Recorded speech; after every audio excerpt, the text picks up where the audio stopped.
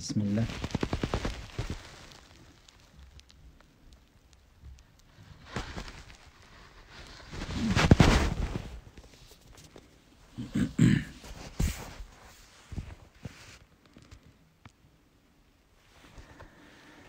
Ассалаумағалейкум, құрметті бауырлар.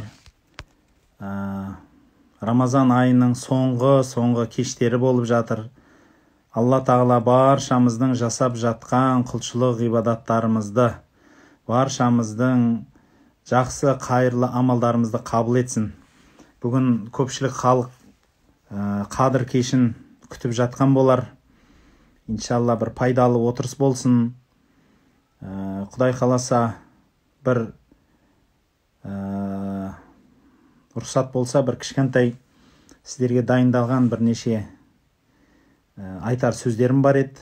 Құдай қаласа осы сөздерді иншалла қабыл етіңіздер. Содан кейін Құдай қаласа бір сіздерге сұрақ жауапқа рұқсат береміз. Жарайды ғой, иншалла. Сөзім барлығы анық естіліп жатыр ғой.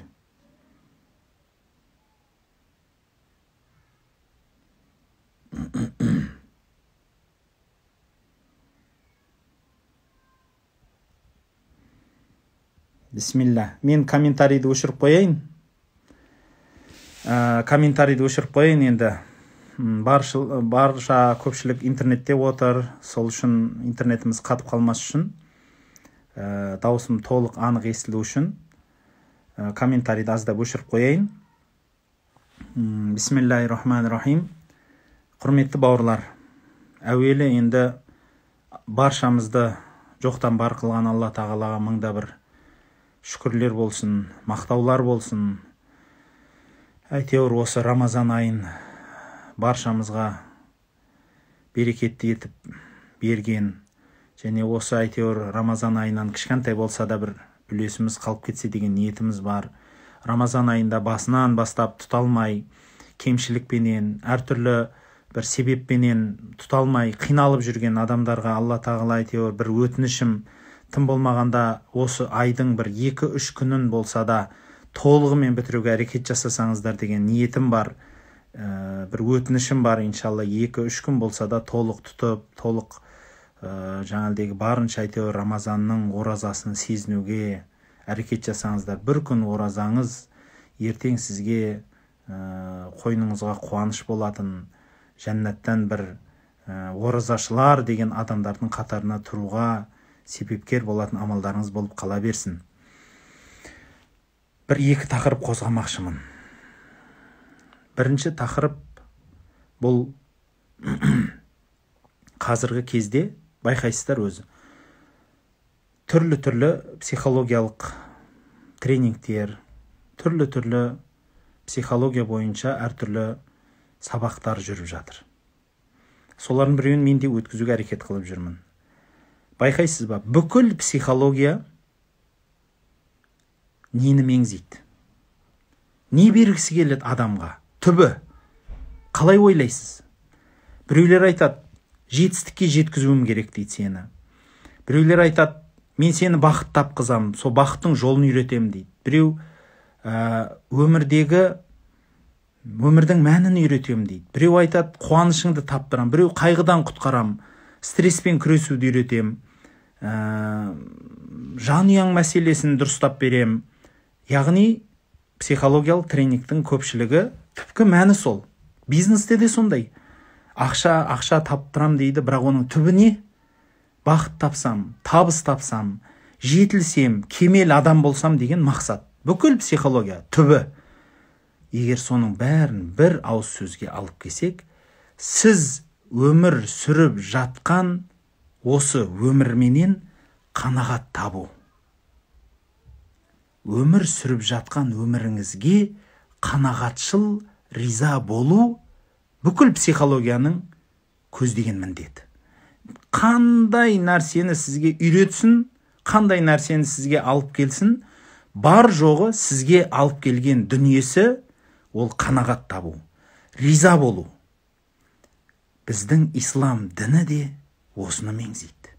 Біздің ислам діні де осы өміріңізге ризалықпен өту, осы өмірдің мәнін, дәмін сезінуді үйретеді.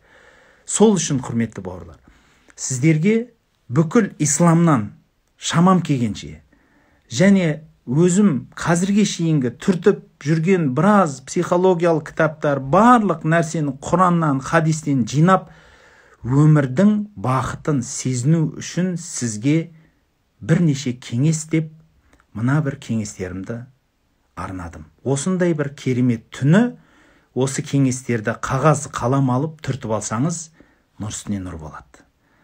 Егер қағаз қалам жаныңызда болмаса, бұл видеоны сақтап қоям, бәрібір жазып алыңыз. Сөйтіп, орындауға әрекет жасаңыз. Өйткені осының бәрін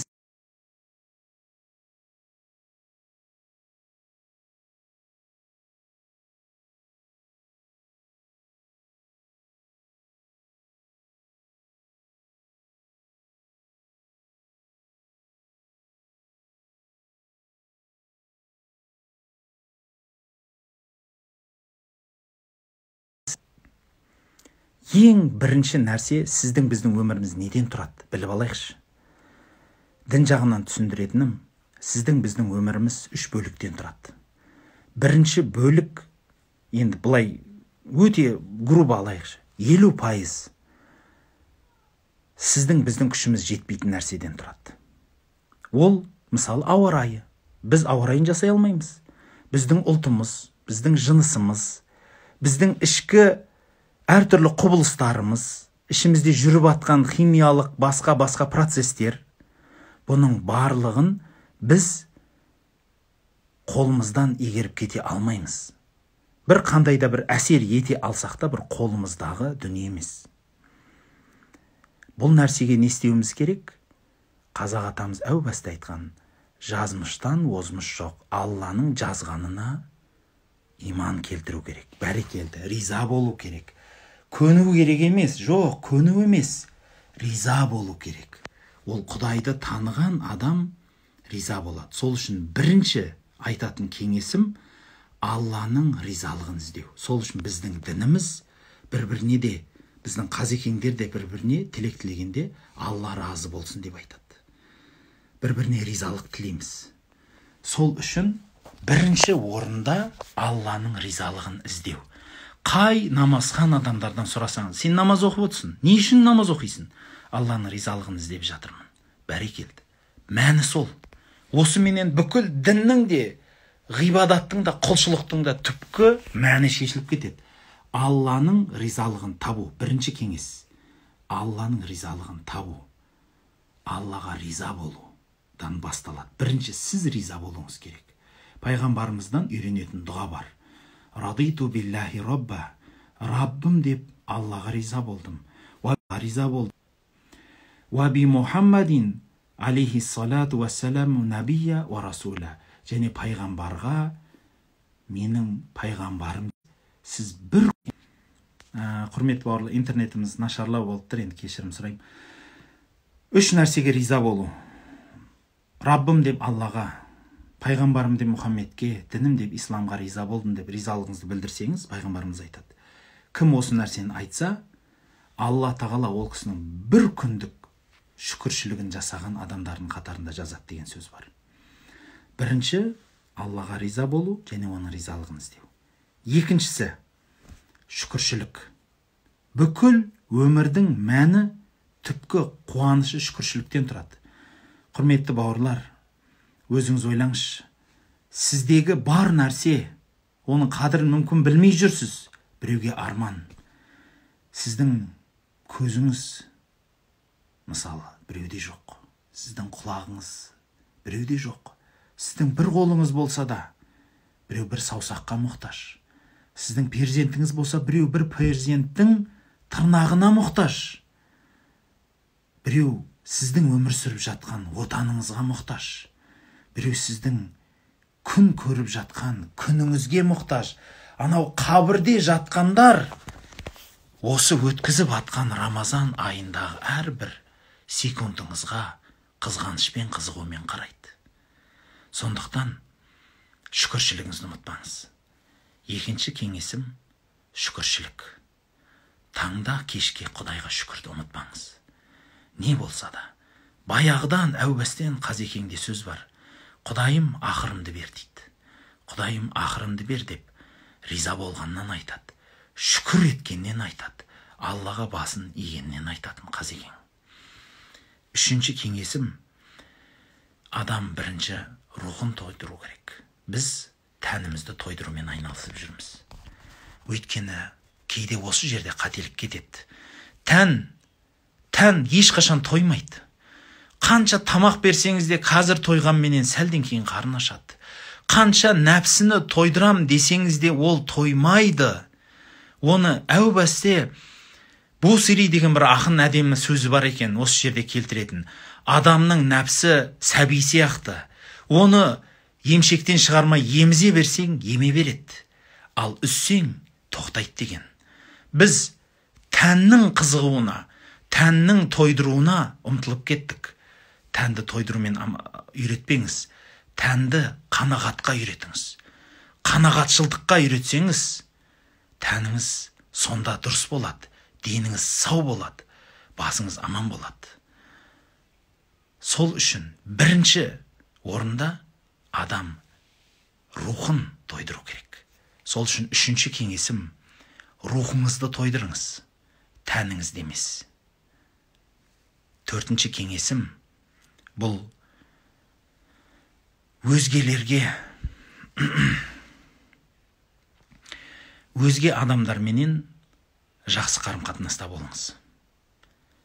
Пайғамбарымыз саллаллаху алейхи ва саллям айтады: мен сіздердің іштеріңізде ең абзалымын. Және сіздердің іштеріңізде ең абзалыңыз әйелдеріңізге жақсы болғандарыңыз деп айтады. Пайғамбарымыз саллаллаху алейхи ва саллям айтады: тараздағы ең ауыр амал көркем мінез дейді. Сондықтан өзгелерменен қарым-қатынаста көркем болыңыз. Бұл сіздің мәдениетіңізді, сіздің жан дүниеңізді білдіреді.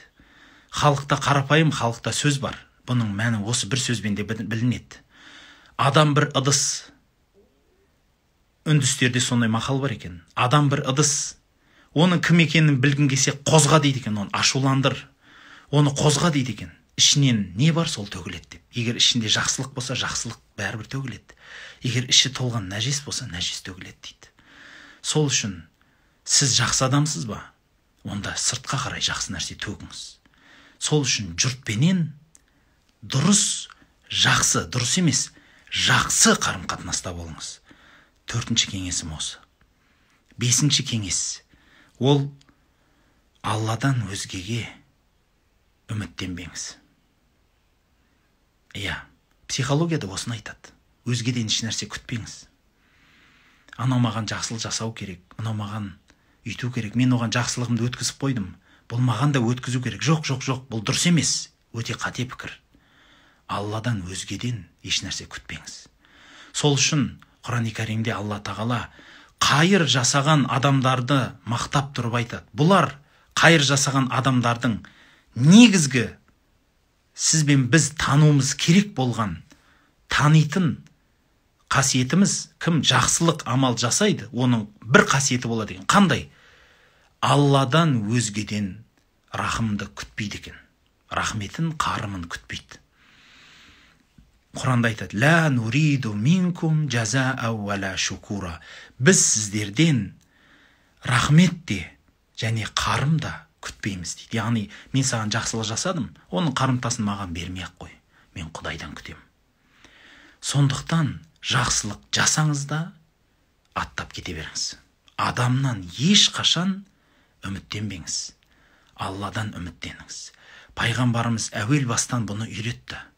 Пайғамбарымыз айтады: қолыңнан қамшың түсіп кетсе де, аттың үстінде отырсын, қолыңнан қамшың түсті, өзің түсіп соны ал дейді. Пайғамбарымыз саллаллаху алейхи ва саллям ешқашан біреуді кісі жұмсағыш болып, ешқашан біреудің рахметін күтіп, мен саған өткізіп қойдым, енді сен де маған өткіз деп айтқан емес. Сондықтан бесінші кеңесім: Алладан өзгеден үміткер болмаңыз. Алладан өзгеден үміт күтпеңіз. Алтыншы кеңесім: өзгелерге пайдалы болыңыз. Пайғамбарымыз саллаллаху алейхи ва саллям айтады: сіздердің іштеріңізде жақсыларыңыз үмметіне пайдалысы дейді. Пайғамбарымыз саллаллаху алейхи ва саллям пайдалы мұсылманды сүйген. Пайғамбарымыз саллаллаху алейхи ва саллям айтады: мұсылман адамдар бір дене сияқты. Біреу қол, біреу аяқ, біреу жүрек, біреу көз, біреу құлақ. Егер бір жерге тікен кірсе, екіншісі сыздайды сонымен бірге дейді. Сол үшін халқыңызға, еліңізге пайдалы болыңыз. Тек өз басыңызды ойлап кетпеңіз. Халықта жігіттің сұлтанын қыранға теңейтіні содан. Қыран құс жемтігін жегенде шашып жейді. Жан-жағына, ағайын туыстарына шашып, төгіп жейді. Сонысыменен біз ер жігітті қыран дейміз. Қыранға теңейміз. Ал жаман адамды жапалаққа теңейміз. Жапалақ жегенде жемтігін қанатының астына бүркеп, тығып, тұмсығымен шоқып, со жерде тамызбай өзі жейді. Өзгеден қызғанады. Сол үшін пайғамбарымыздың осы бір кеңесін алыңыз. 6-шы кеңес: өзгеге пайдалы болыңыз. 7-шісі режим және тәртіп. Тұрақтылық және тәртіп. Пайғамбарымыз саллаллаху алейхи ва саллям айтады: Алла тағала аз болса да тұрақты болған амалды сүйеді дейді. Білесіз ба, сіз аз жасаңыз, кішкентай, бірақ тұрақты түрде. Мысалы, спортпен айналысасыз ба? Сіз ұрынбай-ақ қойыңыз, анау пәлен кило жаңағы мен Ильин сияқты 300 килоны жерден алып аспанға көтерем деп. Жоқ. Кішкентай ғана жасаңыз, бірақ тастамаңыз. Намаз оқисыз ба? Сіз ана мен пәленше сияқты, Ахмед Яссауи сияқты, бабамыз сияқты мен түнімен намаз оқимын, күнімен жоқ. Шамаңыз жетсе істеңіз. Шамаңыз жетпесе, 2 бас нәпіл оқыңыз. Ана пәленше бай сияқты мен миллиондап садақа берем. Жоқ. Ұрынбай-ақ қойыңыз. Шамаңыз бар ма, істеңіз. Бірақ тұрақты түрде істейтін амалыңыз жақсы. Одан көрі тұрақты түрде 200 теңге, 500 теңге, 20 теңгеңізді беріп тұрыңыз Құдай үшін. Алла тағала оның қарымын міндетті түрде сізге береді. Тұрақтылық керек. Жақсы амалда тұрақты болыңыз. Және 2-ші тәртіпті болыңыз. Тәртіп бұл сіздің өміріңіздің тәртібі. Барлық нәрседе, ісіңізде де, киіміңізде де, ойыңызда да, сөзіңізде де, ісіңізде де, барлық жерде шамаңыз жеткенше тәртіптеңіз, жүйелеңіз. Бұл өмірдің мәні, бұл өмірдің дәмі. Осындай 7-ші кеңесім бар. Ал 8-ші кеңесім, құрметті бауырлар, өзіңізді өзгеменен теңестірмеңіз. Иә, бұны психологияда айтады. Сен ешқашан өзіңді өзгемен салыстырма дейді. Ал Құранда айтады: «Уәлә тазиру уәзирату визра ұхра». Біреудің жүгін біреу көтермейді дейді.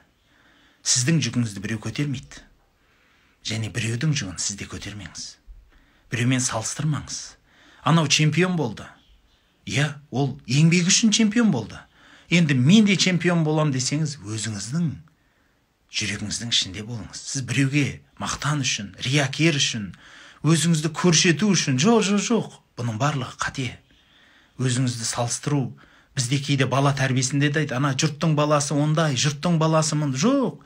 Бұл халықтың қателігі емес, бұл халықтың мотивациясы. Халық айтады: ана пәленшені қарашы, ұмтылып жатыр, одағы мақсат соған ұқсап қал деген сөз емес. Бұл қате түсінік. Біздің қазақ халқы қате айтпайды ешқашан. Халық айтса қалып айтпайды дейді. Оны кейбіреулер дұрыс түсінбейді. Жұрттың баласы деп теңеу, бұл адамға мотивация беру. Сен неге жатсың? Қимылда, солардан оз дегені, қатарыңның алды бол дегені. Ол жұртқа ұқса деген емес. Сізді ұқсату, сізді теңестіру емес. Олай емес. Өзіңізді сол үшін ешқашан өзге менен салыстырмаңыз. Халқымызда сөз бар: молданың айтқанын істе, істегенін істеме дейді. Оны біреулер тура түсінеді. Молда үйтеді, бүйтеді, одан гөрі айтқан істейді. Дұрыс емес. Оны басқаша түсіну керек. Молдекеңнің білімі бар, білетіні бар, ар жағында өзінің үміті бар. Ол мүмкін бір жерде бір нәрсені айтар сізге, бірақ сіздің шамаңыз келетін нәрсені ғана айтты. Ал басқа біреу сол сұрақты қойса, ол оған басқаша жауап береді. Өзіне басқаша жауап береді. Неге? Бұл дінді бұрмалағаны емес, жоқ. Әркімге өзінің шамасы жеткенін, сол түсінеді-ау деген нәрсесін айтады. Пайғамбарымыздың хадисі бар. Хатибун нас би қадри уқулихим. Адамдардың ақылы жеткеніне жеткіз дейді. Кімнің ақылы қайда жетеді, соған қарай түсіндір дейді. Бұл дін кең. Сол дінді түсіндіргенде кішкентай жағынан, жеңіл жағынан түсіндіруге әрекет жасағандығы. Солардың біреуі біздің өлкемізде Әбубәкір деген қари кісі өткен. Көп айтам бұл мысалды. Қарекең бір күні осындай ауызашарда отырғанда мысал айтыпты. Ой, халайық, намаз оқыңдар, осындай пайдасы. Біреу қызығып қапты, бірақ айтты, Қареке, мен намаз оқығым келеді, бірақ мен бір нәрсе ұстайды, дәрет алуға ерінем депті. Сөйтсе, Қарекең айтқан көрінеді. Ой, не қыласың, дәрет ал? Тұр, жүр, намаз оқи бер, менің жанымда ілессең болды. Бола бере ма? Бола береді деп. Соменен бірнеше айлап намаз оқып тастаған ғой, әлгісі дәреті жоқ, оқи береді екен намаз. Тұрады екен да, намаз оқып кете береді екен. Содан бір жамағат болып қалыпты. Жаңағыдегі кісі сол жамағатқа барып, дәретханаға, әжетханаға, туалетке кіріп шығыпты да, қолын жуып, қайттан тұра қалып, намазға тұрып жатса, ана имам көріп қойды. Сөйтіп, сіз дәрет алмадыңыз ба? Жоқ, маған Қарекең дәрет алмай оқи бер деген депті. Енді айтайын десе, Қарекеңнен ұялады. Жарайден деп үндемепті да, өзі кейін имам кісі Қарекеңе барып айтыпты. Қареке, бір қинап қойдыңыз ғой бізді.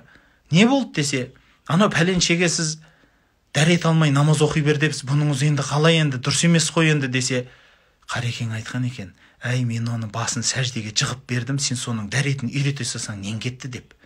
Сол сияқты жеңілдік қылып халыққа дұрыс түсіндіреді. Міне сол үшін айтатын 8-ші кеңесім, ешқашан өзіңізді өзгемен салыстырмаңыз.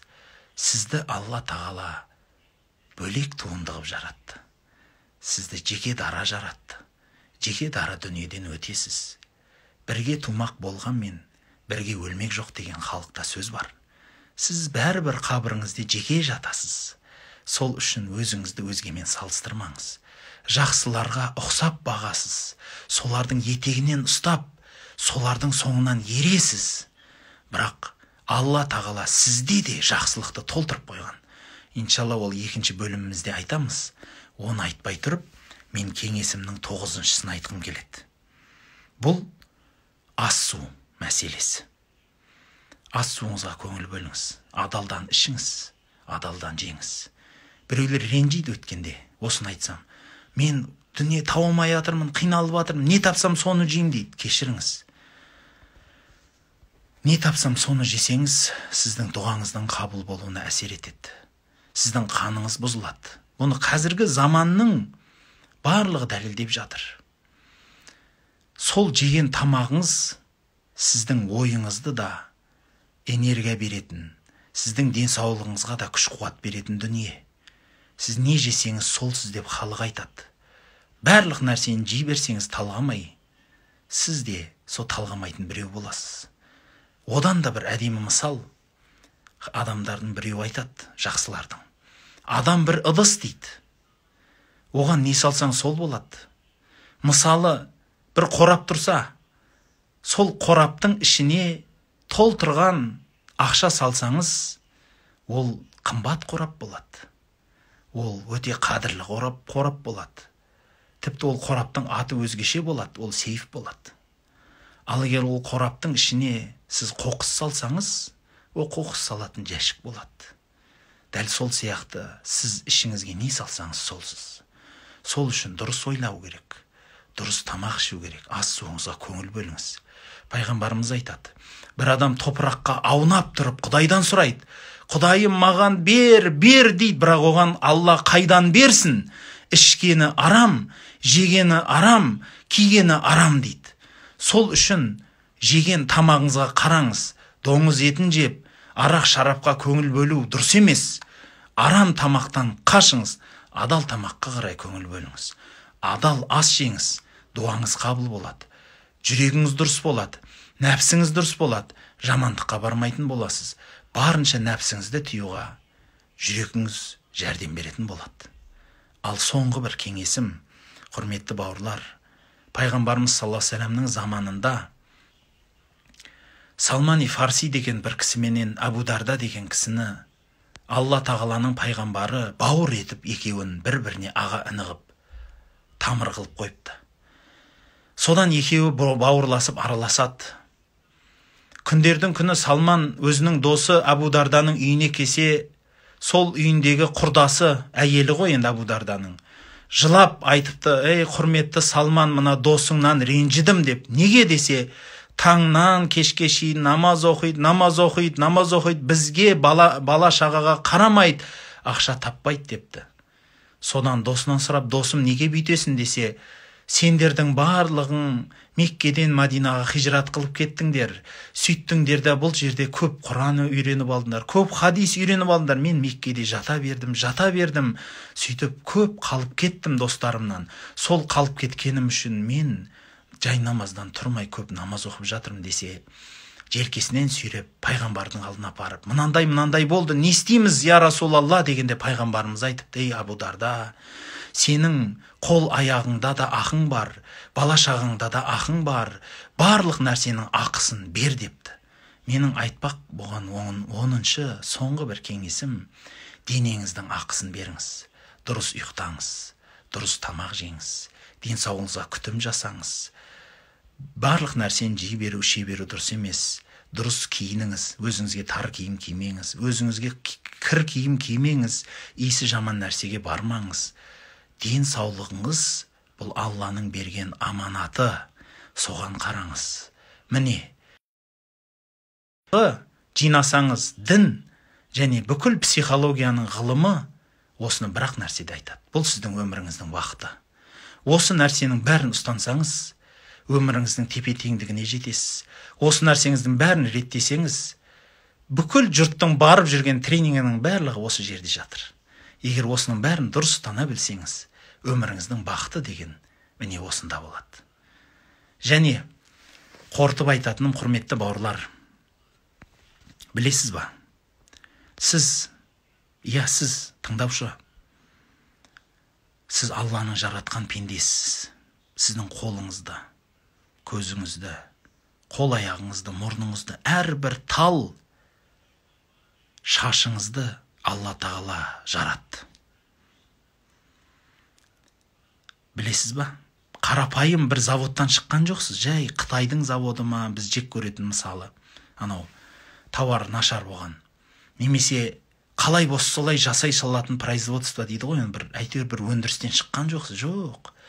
Бүкіл әлемнің Раббысы сізді жоқтан бар қылып жаратты.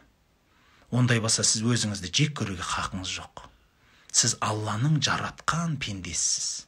Алланың. Ондай болса, сіз біріншіден осыны түсініңіз. Пікір керек. Түсініңіз.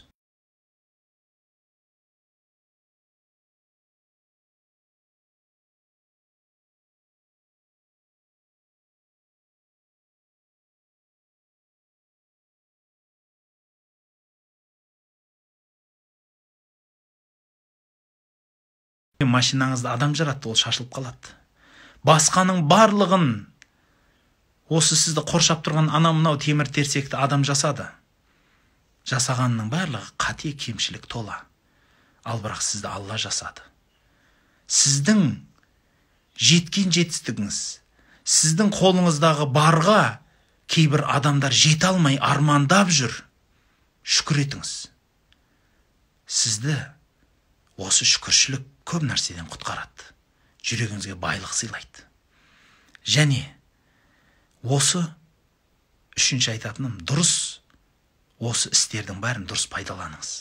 Онда сізді Алла жаратса, мына қол аяғыңызды бәрін, сізді өзі барлығын, жаныңызды да, тәніңізді де Алла жаратты екен. Онда соның барлығын дұрыс пайдаланыңыз. Дұрыс жолға сала біліңіз.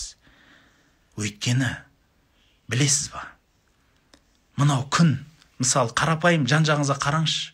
Күн шығып жатқан кезде қандай сұлу болып шығады. Бір адамға бір демалғың келе ма, рахаттанғың келе ма десе, нені ойлайды? Айтыңызшы. Көзін жұматта жанымда бір бұлақ ақса, сылдырлап. Оған иіліп ағаш тұрса, көк майса, шөп болса, тағы не дейді? Үлкен бір тау болса жанында деп, бұның барлығы сұлулық. Өйткені Алла жаратқасын сұлулық. Сіз де сол сұлулықтың бір бөлшегісіз. Ол сұлулықтың еш қайсынан да сізде кем емессіз. Сондықтан сіз де Алланың жаратқан бір сұлулығысыз. Бір жаратқан кереметісіз. Сондықтан қарапайым болыңыз. Өйткені күн менен тау, тас, барлығы қарапайым болғандық үшін сұлу. Ол тәкаппар болған үшін, мен болған үшін, мақтаншақ болған үшін емес. Ол өзімен өзі болған үшін. Сондықтан айтпағым, бетіңіздегі масканы шешіп тастаңыз.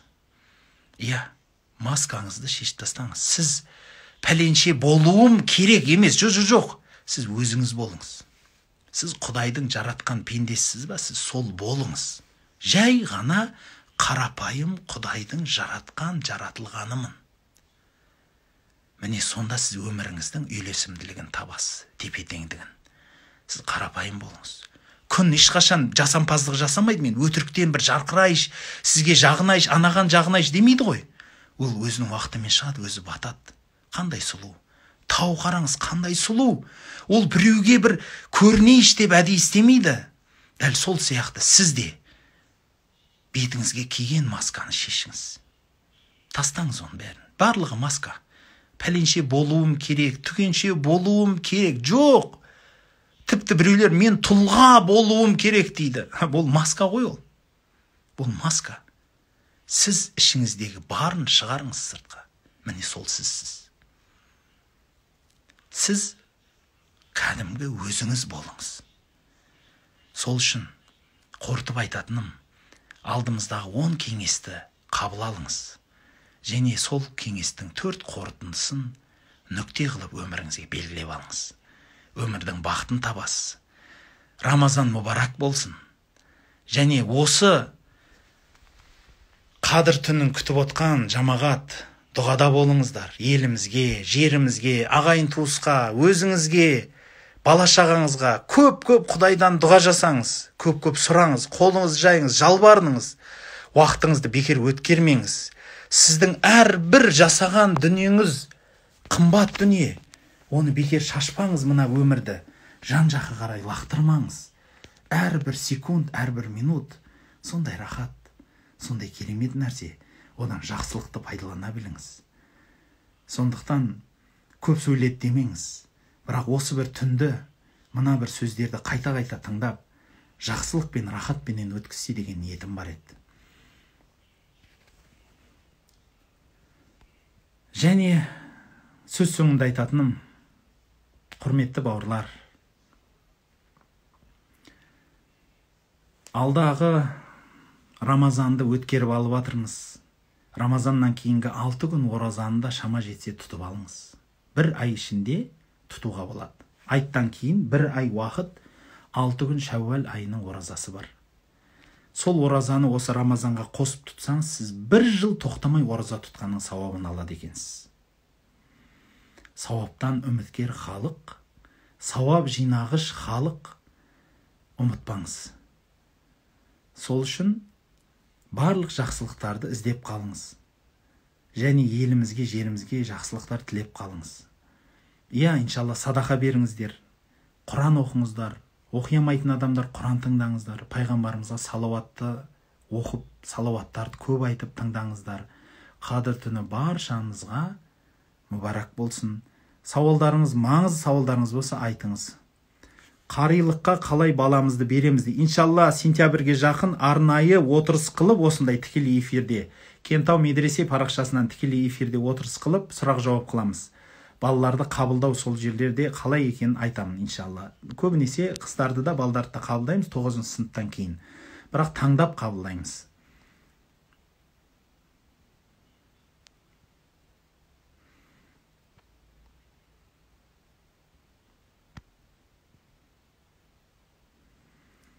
Айттан кейін қаза күндерді ұстауға бола ма дейді. Иә, әлбетте болады. Бірінші қаза тұрады. Қаза күндерді ұстап алыңыз.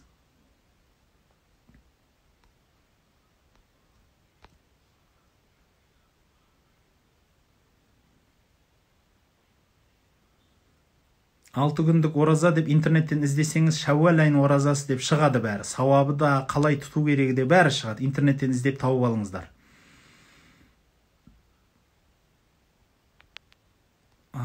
Үй қыр дейді, күмән боп тұр дейді. Бүгін қандай істер жасау керек? Бүгін Құран тыңдаңыз, Құран оқыңыз, салауат айтыңыз. Шамаңыз жеткенше әйтеуір Құдайға жалбарынып көп-көп дұға қылыңыз. Жаздық лагерді біз әлі биыл болмайды, оған шамамыз жетпейді. Өйткені біраз құрылысымыз бар, кішкентай орнымыз бар, балаларды оқытуымыз бар, біраз уақыт балдар демалып қалды. Сондықтан биыл лагер қабылдай алмаймыз. Қадір түнінің уақыты, я қазіргі ауыз бекітетін, сәресі ішетін уақытқа дейін болады. Айт намазын қалай оқимыз? Иншалла ол туралы арнайы мәлімет келеді.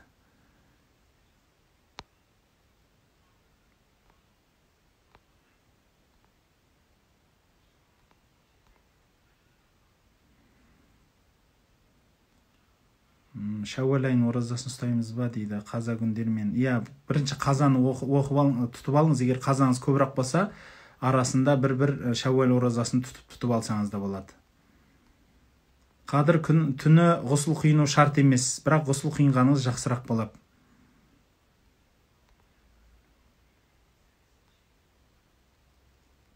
Қайталап айтыңыз, мен енді ғұсылдым дейді.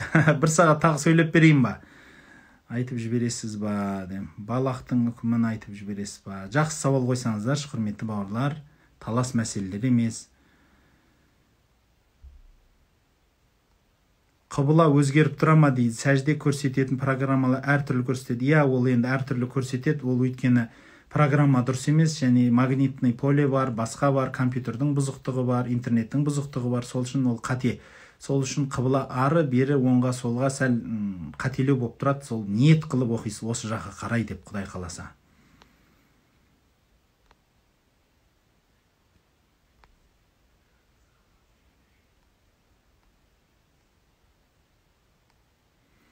Қарызды бірінші тұтып аласыз. Осы бір ай ішінде қарыздарыңызды тұтып, сосын оразалыңыздар, қарыз оразадан кейін нәпіл ораза тұтып алыңыздар. Қадір түні деп телефон шұқып кетпеңіздер, болмайтын нәрселерді шұқып кетпеңіздер, жеңілтек нәрселерді көріп кетпеңіздер, пайдалы дүниеге әрекет жасаңыздар. Баланы қанша жасынан бастап мешіт медресеге беруге болады дейді. 7 жастан бастап кружок ретінде атана апарып қосып қойса болады баласын. Мектебіне де барады, мектебінен кейін мысал аптасына 1 рет, 2 рет мешітке келіп, бір жарты сағат, 20 минут, 10 минутқа кіріп сабақ алып кетсе болады. Қай сүрелерді оқыған дұрыс дейді. Білген сүреңіздің бәрін оқыңыз. Білген дұғаңыздың барлығын жасаңыз. Иншалла, мынау сүре, мынау дұға деген арнайы нәрсе жоқ.